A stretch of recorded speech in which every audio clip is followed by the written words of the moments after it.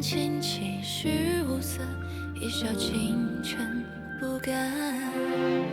是属于换了魂魄，傲娇天真有恋。都说独占世间宠，世间哪有清欢啊？手一翻胭脂乱，马蹄之下百花残。待王冠披锁链，眉眼用婉用冷言。笑颜只在脸上上，飘啊飘，勇敢去乱世飘。笑啊笑，真实的苦与笑。妙观的处境妙不妙？笑颜只在脸上上，飘啊飘，勇敢去乱世飘。笑啊笑，真实的苦与笑。妙观的处境妙不妙？活出自己就好。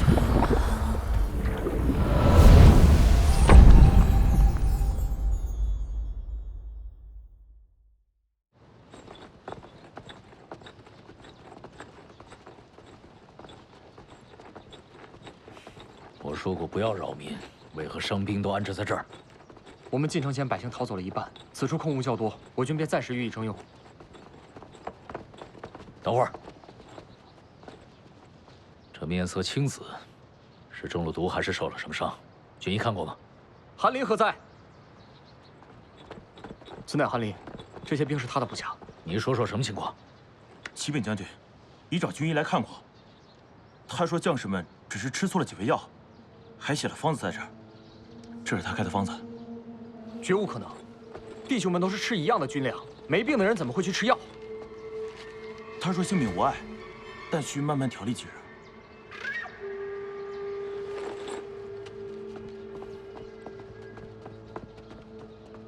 一共有多少人兵了？大概300-500。300-500，此话当真？是800-900。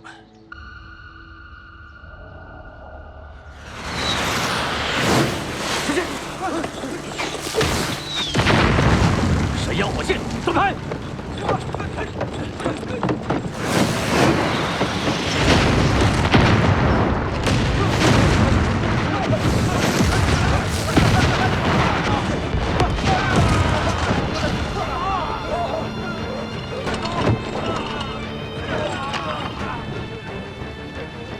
西北1里开外，荣湘军残部所在。万家贵和他的残部想出城，给我追！是是。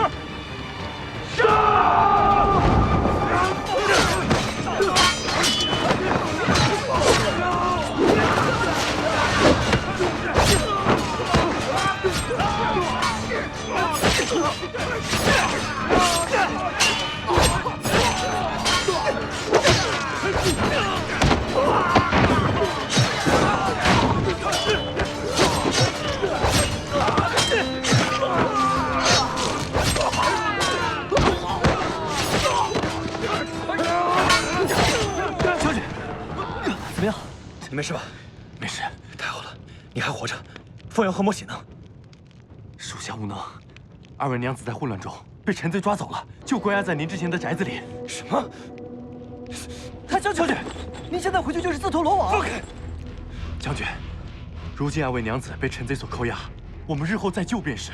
若是连你也搭进去了，还有什么人能够救他们呢？是啊，将军。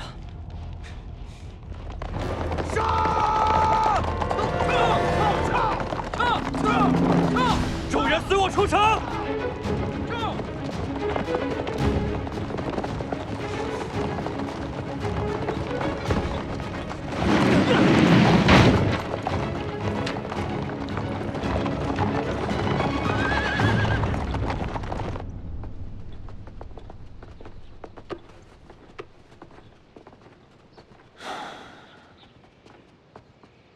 我令你们截留河道，让万家贵取水那口井井水下降，用水困难。没想到他将计就计，利用地下水相通的原理，向井水里下药，让我们的井水有毒。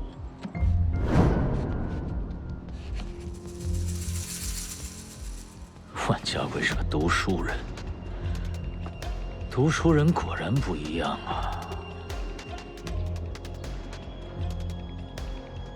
翰林，你的人马中毒，我不怪你，但你抽调人手去照看病人，疏于防范，放走了万家贵，你作为将领，你怎么如此昏庸？撤职，战后好好跟你算账。出去。是。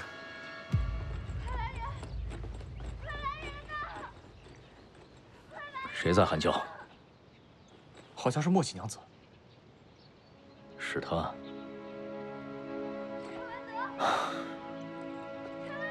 小五，跟我来。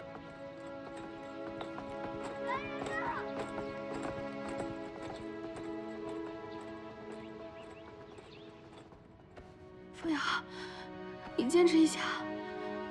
凤瑶，陈文德，你个孬种，混账！你有本事找万家贵啊！拿我们女人出去算什么本事啊？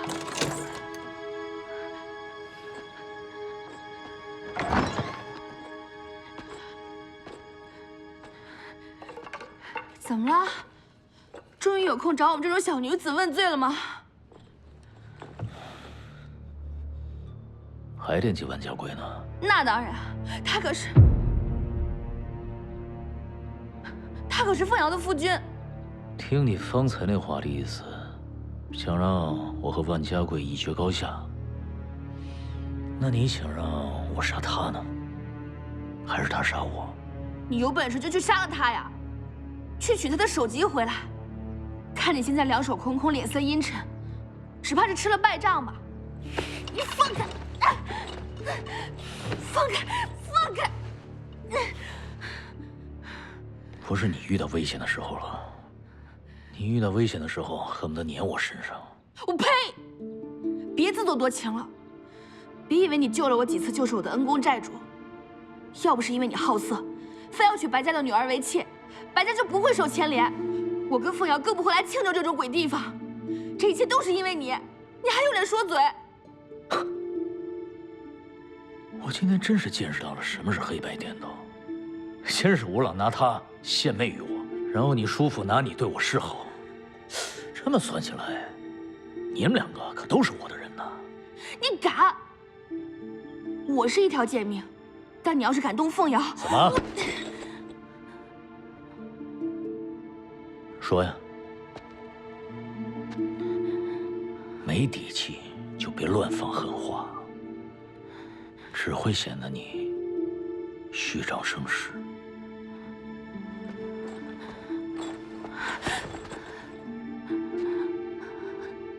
求你，给凤瑶找个大夫吧，这儿太冷了，她都冻病了。再这样下去，凤瑶会不行的。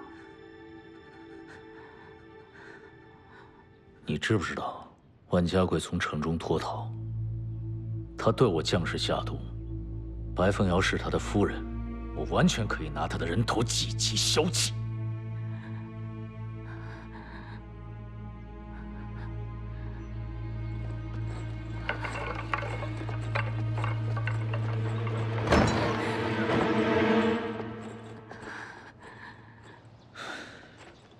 小五，找人给柴房送2床被子，一些后事衣服，再找个大夫。是。万家贵虽然跑了，但白凤瑶好好的活着，对万家贵是种牵制。去吧。站住！再给莫喜带些干果蜜饯，省得他给我瞎胡闹。你笑什么呀？还不快去！是。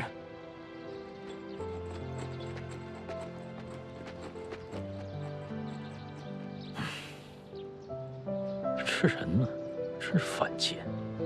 这莫喜小娘子怒骂我2句，咋比房间的曲儿还好听呢？哎，给我好好看着。是。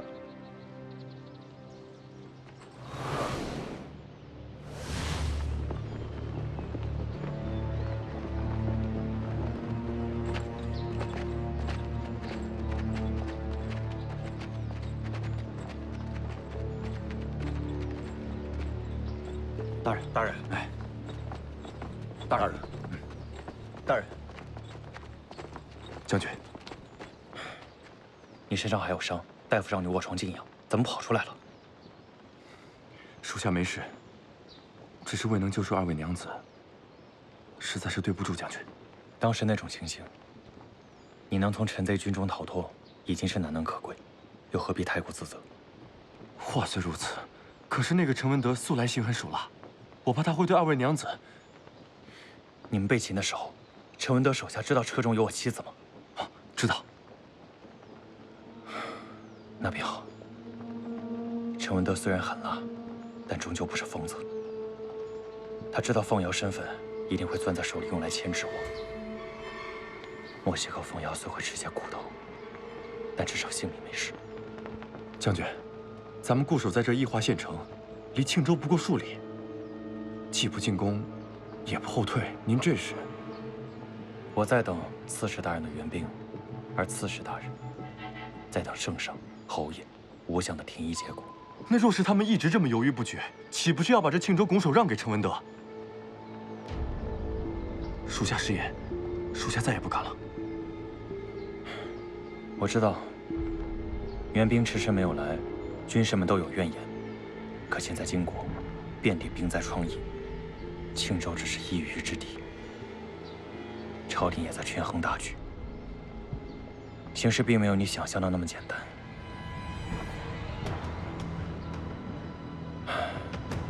庆州如今是兵家必争之地，不仅是我与陈文德的交兵之地，更是朝廷与各方势力暗中较量的战场。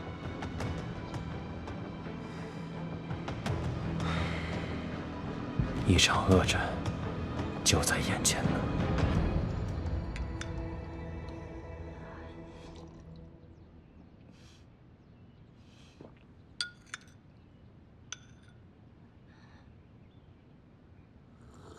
这药苦不苦？药哪有不苦的呀？但是我刚吃这2副药，已经感觉身子松快些了，仿佛也不烧了，说明还是很管用的。你先前高烧不退，可真是吓死人了。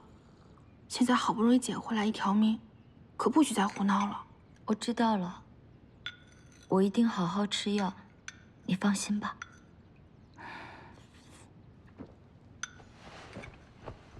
哦，对了，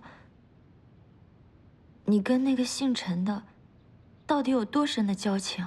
我看之前他在学馆假扮舍义先生的时候，你跟他就很是熟人。就是之前在荆州城见过几回。荆州城？嗯。先前父亲想将你献与他做妾，难道他从那个时候就对你打起了主意？莫西，莫西。你可千万不能犯傻！先前父亲是因为怕陈文德迁怒于白家，才将你献与他的。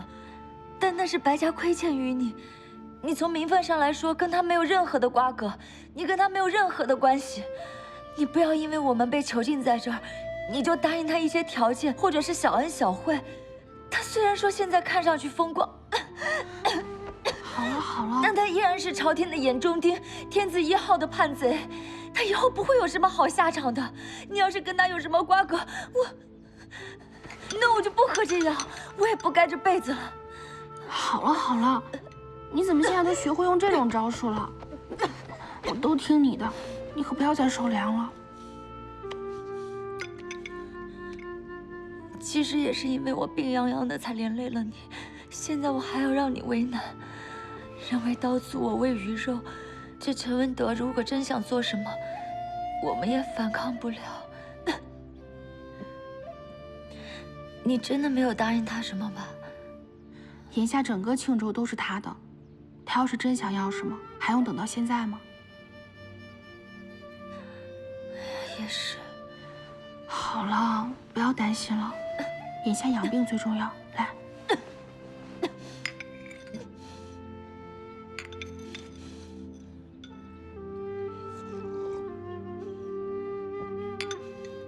也不知道夫君怎么样了。我也没听到什么消息，但是之前看陈文德的样子，有可能他已经逃出去了呢。那便好，没有消息便是最好的消息了。只要夫君还平安活着，他一定会想办法来救我们的。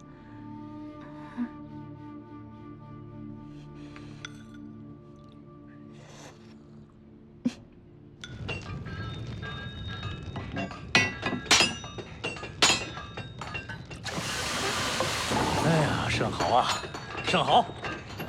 有此密卷，何愁练不出力气？看来这萧不语确实是想与我结盟啊！他欲与我们结盟是不假，但马将军呐，您寻他晦气也是真的。小烈，拿此密卷，赶紧依法而造。遵命。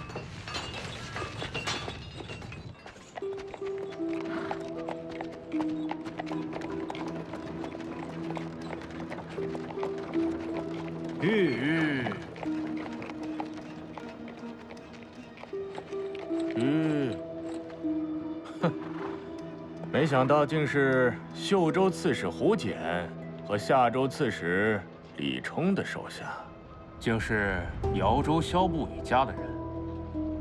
萧不语那个伪君子啊，在朝廷与陈文德之间首鼠两端，表面拉拢我们家刺史大人，与我们一家，实际呢，早已经撕破了脸皮。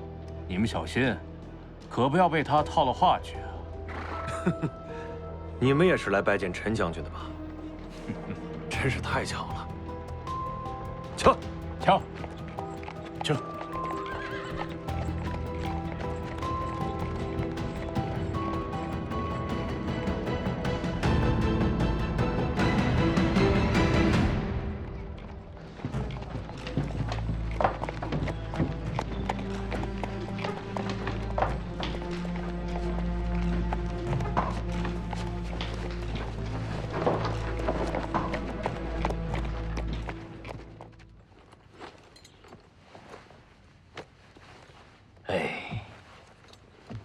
好久没有如此隆重的穿着了。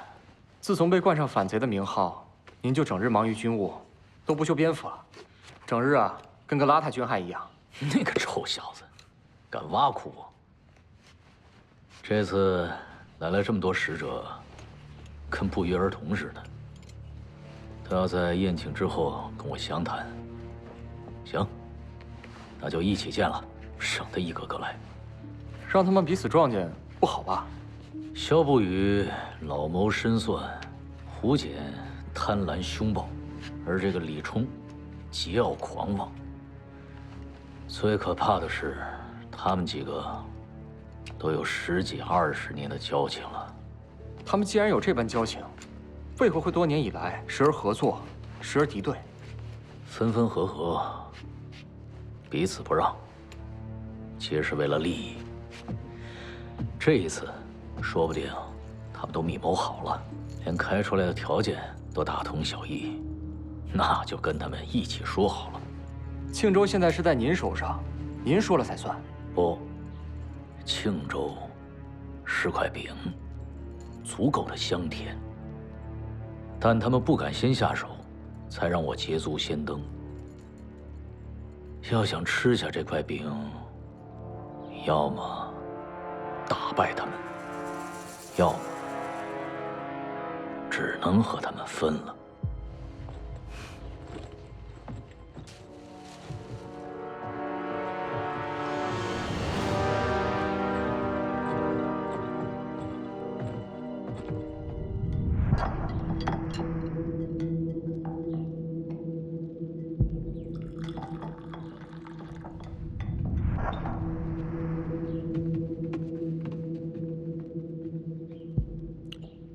3位特使，我庆州地处偏僻，招待不周，多多包涵。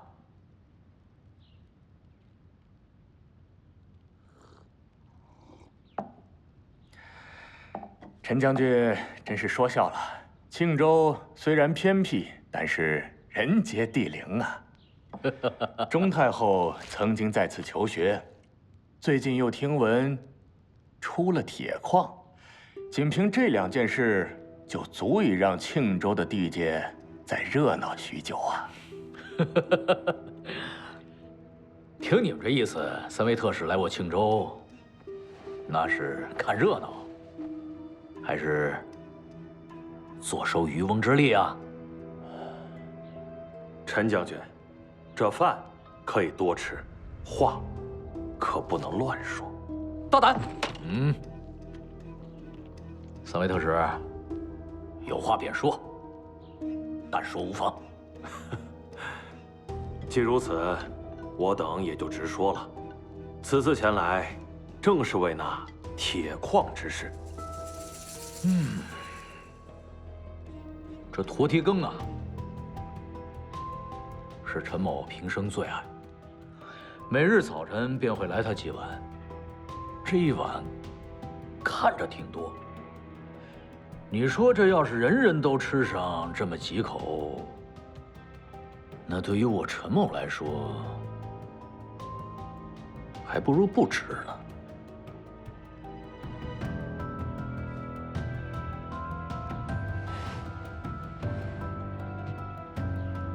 陈将军，您少年成名，战绩卓著，不免把事情想得太简单了。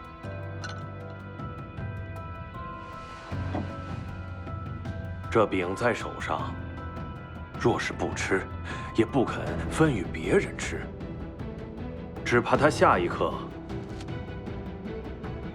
便要这般碎了。您真的有信心独享您的饼吗？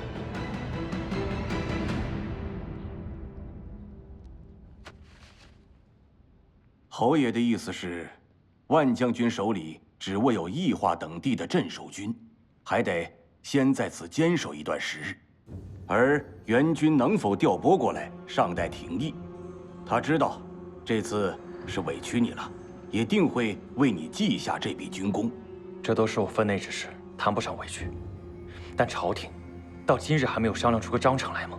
哎，实在是国库空虚，经不起大阵势，故而他们也很是犹豫啊。将士们在战场上本就九死一生，若是再缺了他们的粮草和俸禄，即便我愿意坚守，只怕也挡不住陈文德的凌厉攻势。侯爷说了，朝廷会尽力为你们筹措，但还要费些周折。此外，还听闻你的新婚夫人也失陷在庆州，侯爷愿意在朝中为你筹集些钱财，去跟陈文德换回人质，让你不要为此事忧心。我差点忘了，你要的神鸦火箭，荆州城的库房里确实没有了。我也知道没了。上次收复荆州城时剩下一些，我都带在身边。这次能顺利从庆州出逃，多亏了他们。我话还没说完呢。虽然没有现成的，但是侯爷已经催促武器署加紧赶制，完工之后便尽快运来。树欲静而风不止啊！只怕陈文德不会这般善罢甘休。哎，这是怎么了？应该是陈文德那厮又干了些什么。将军，将军，陈文德那边向我们发射了神鸦火箭，但并未射入城里，只是射在了城墙之上。看来不为杀人，只为让我军人心惶惶。不，只怕这些火箭，并非是为了震慑我等，而是想给各方势力一点颜色看看。据说姚州、秀州、夏州3家刺史都派了人去，其余也蠢蠢欲动。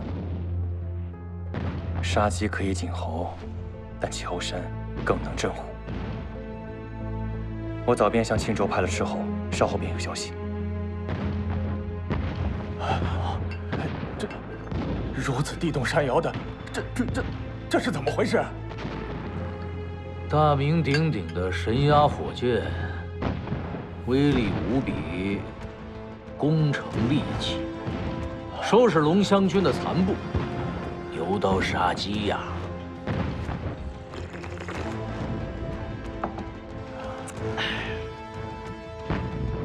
三位特使，站着干嘛？坐呀，坐。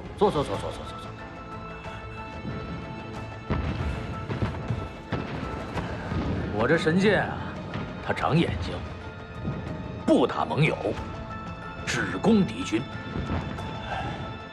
但是有人给我蹬鼻子上脸，那休怪我不客气了。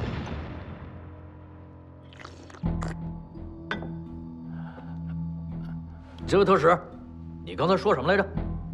你喜欢吃胡饼，还喜欢捏着玩。我庆州啊，虽不富裕，区几个胡饼，供得起。小吴，到后厨拿10个胡饼给他，让他回去路上捏着吃。是。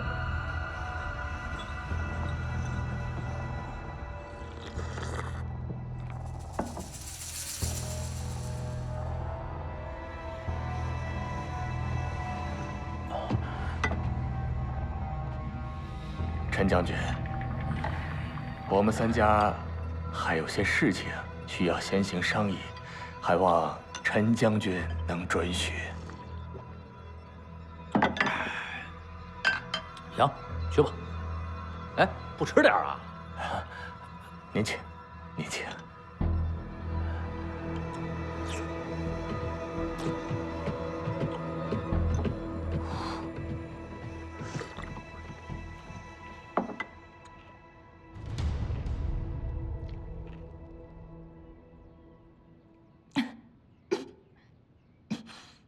大夫，他的病怎么样？外感风寒，内里忧思又重，如此内外交迫，又误了时辰，还需将养一阵，再也经不起折腾了。那是当然。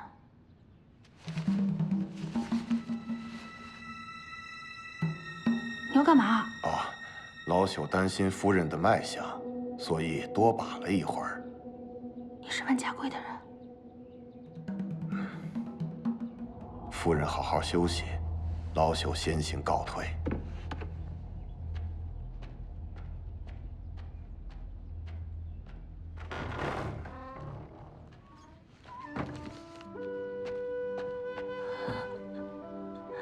平安，稍后。莫喜，夫君他还活着。他说稍后，说明他很快必会来救我们了。是啊，你嫁了个好丈夫，太好了，太好了。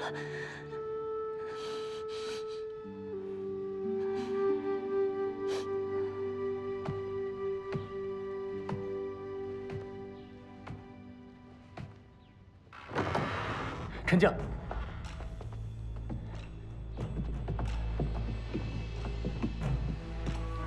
陈将军，陈将军，3位特使，可商议好了？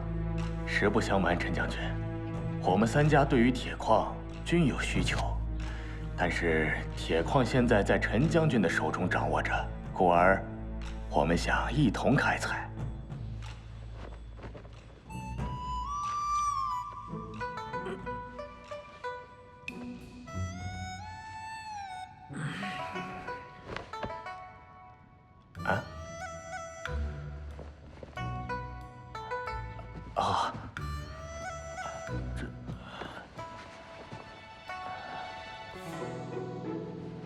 胡饼看来还没吃够，那我把话说清楚一点儿。我家胡饼，我不想沾上别家的口水。哎，陈将军，这庆州是您的地盘，这铁矿当然也是您的。不过，您空有铁矿能够锻造兵器，可是您换不来粮草和马匹吧？若是能够互通有无，那岂不是更好？互通有无，可以。先说清楚了，你抢我胡饼，我割你舌头。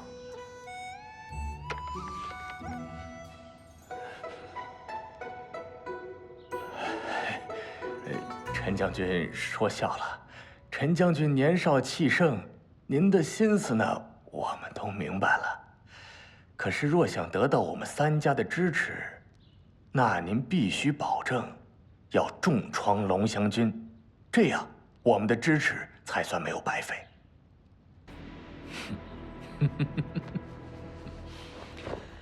想让我跟朝廷争个你死我活，拿我庆州当炮灰，让龙湘军元气大伤，然后你们各个州就可以继续各自为政。我说的没错吧？不过呢，我庆州早就是朝廷的眼中钉了，这一仗在所难免。所以你们的要求我应了，但是我庆州缺的粮草可不是一星半点啊，需要各州倾囊相助。随后我会把需求清单写与你们，回去帮我筹措。陈将军，实不相瞒，至于粮草呢，我等也很匮乏，只能尽些绵薄之力。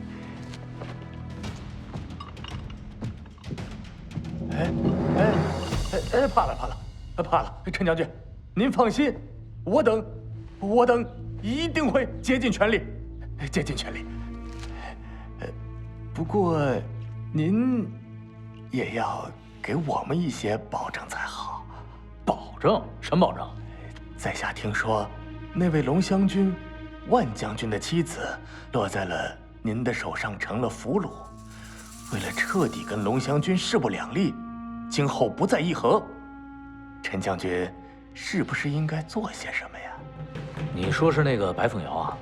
我能做什么？难道让我把他给杀了？这怎么了？是有人说你坏话，还是想你了？你不是风寒又加重了吧？我去找大夫。没事，我不碍事。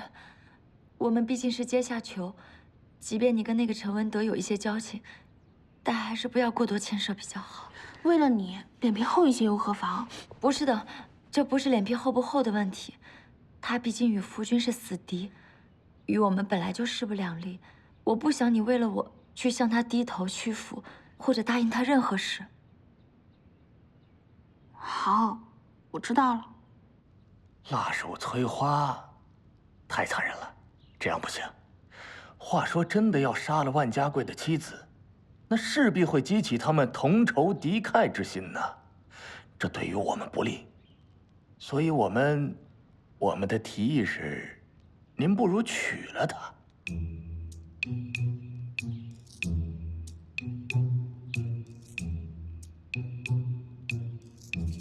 娶她啊！你们戏耍老子吧！陈将军，我等怎敢戏耍陈将军呢？陈将军，您想，圣上尚且年幼，钟侯爷以国舅的身份摄政，这龙湘军是金国的纲鼎之师。此时您若是娶了万家贵之妻，那就是狠狠地打了龙湘军的脸呐！这样就能证明您是真的要跟朝廷彻底决裂，今后再不能议和招安，这样我等才能放心大胆地和陈将军一起结盟。但反之，我们现在要是相助于您，您反过来跟朝廷一起对付我们，那我们岂不是得不偿失吗？纵观历史各朝各代，这种事情可不在少数吧？啊，对了，就在3年前，夏州刺史约我等一起起兵清君侧，可结果呢，他们反过来却投靠了朝廷来伏击我们。若不是他们在朝廷那里吃了亏，接着又反目，恐怕现在他们还在效忠朝廷呢吧？休要信口雌黄！我可告诉你们，我家刺史乃是磊落男儿，他也不耻与吴朗为伍，才再次起兵呢。可见我家主君也是一身正气。哎，行了，还在这给我唱上对台戏了。这，我的妻室倒由你们给安排上了。们是想当我阿爹呢，还是想当我岳丈大人呢？啊？陈将军，我们也不是想过多干涉您的家事，只不过是想要得到您的一个保证。保证。是啊，陈将军。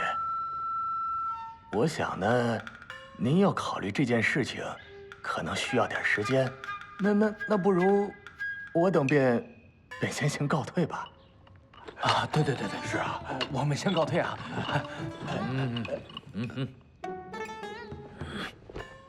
谢谢陈将军。开门。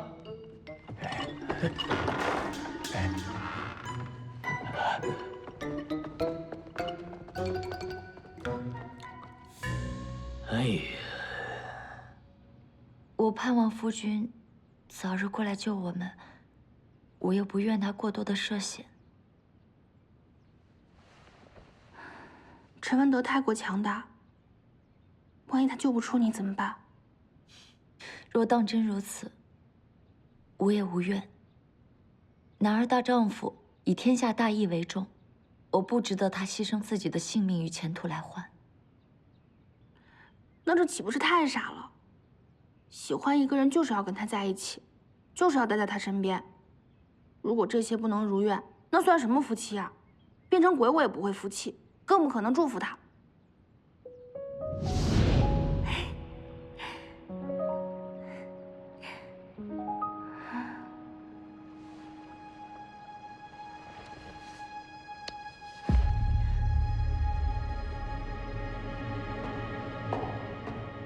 温家贵，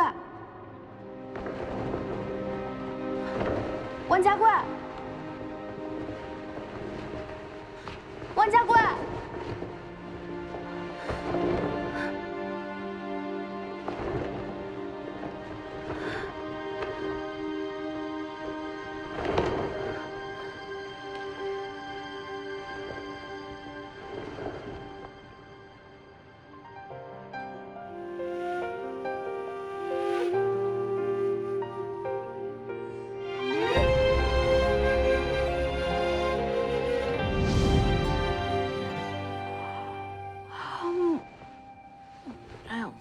太困了，眼泪都出来了。你这么看着我干什么？你也看到了，我就是这么小气、霸道、自私，改不了的。那也无妨，等你将来遇到一个真正所爱之人，也许你会改变想法。胡说什么？我看不上这世上任何的男子。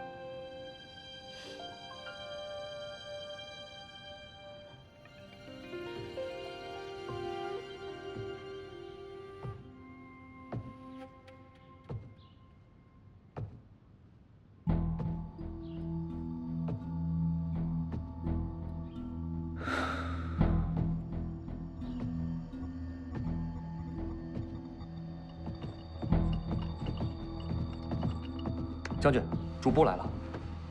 将军，帐吏拿来了。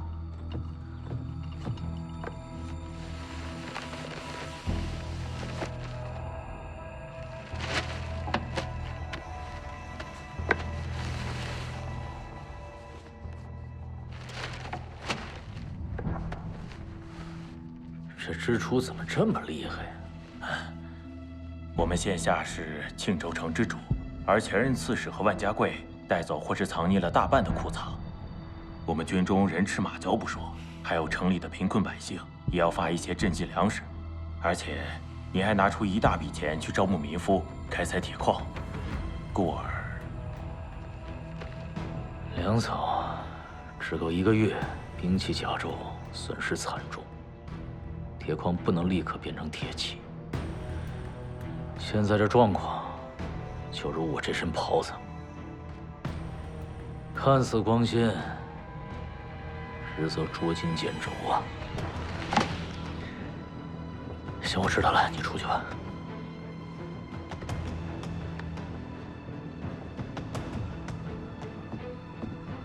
我要替朝廷守住这铁矿，就必须让军队活下去，不然很快就会被钟玉琪和吴朗歼灭。到时候朗朗乾坤，就再也见不到青天了。什么？逃跑？与其等着万家贵来救，不如我们自己找空子逃出去。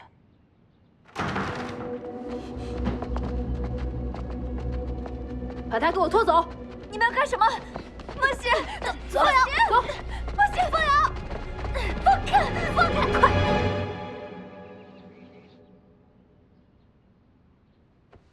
放羊，你看我，住柴房还能感觉胖了一些，可真是个猪。莫西，他们这是要做什么呀？我怎么觉得这么心慌啊？不是你说的吗？人为刀俎，我为鱼肉。既然没有办法改变现状，那就顺其自然吧。说得好，你们先下去吧。是。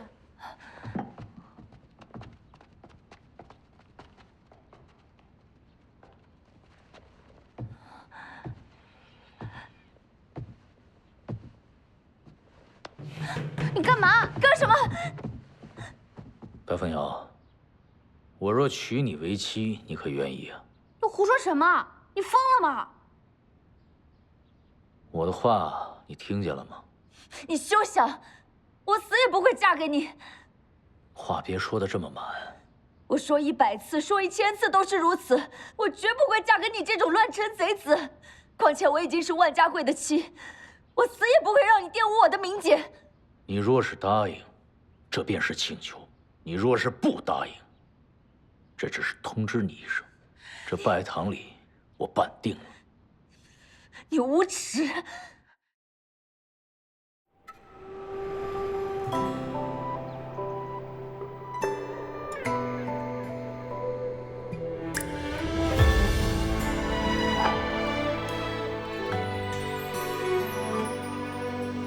我一身雪，而你却恰好有春风一碰，惹得那桃花开得汹涌。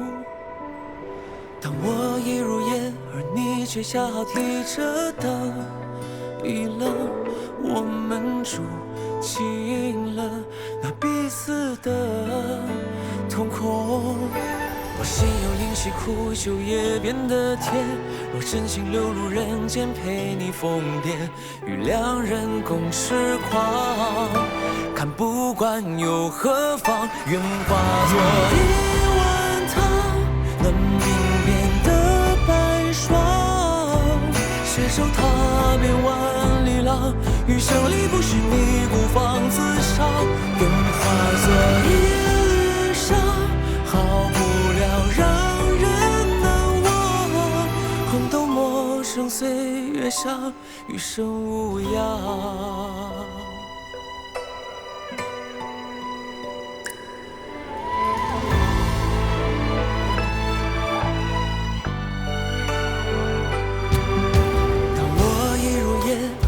却恰好提着灯一愣，我们住进了那彼此的瞳孔。我心有灵犀，苦酒也变得甜。若真情流入人间，陪你疯癫，与两人共痴狂。看不惯又何妨？愿化作一碗汤，能明辨的白霜。携手踏遍万里浪，余生里不许你孤芳自赏。愿化作